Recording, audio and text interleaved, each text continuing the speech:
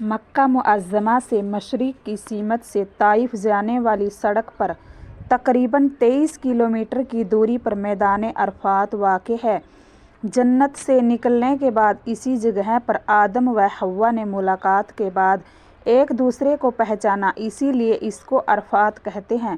میدان عرفات ہی میں حضرت جبرائیل نے حضرت ابراہیم علیہ السلام کو حج کے ارکان سکھائے۔ اسی میدان میں صحابہ کرام کو دین کی مکمل ہونے کی خوشخبری دی گئی اور یہیں رسول اللہ صلی اللہ علیہ وسلم نے اپنی اونٹنی پر سوار ہو کر حجۃ الوداع کا وہ تاریخی خطبہ دیا جس میں تمام جاہلانہ رسموں کا خاتمہ فرمایا اور دنیائے انسانیت کو ایک دوسرے کے حقوق و فرائض انجام دینے کی تعلیم دی اور اپنی امت کو خدا کے سامنے رونے اور گڑ گڑانے کا سلیقہ سکھایا۔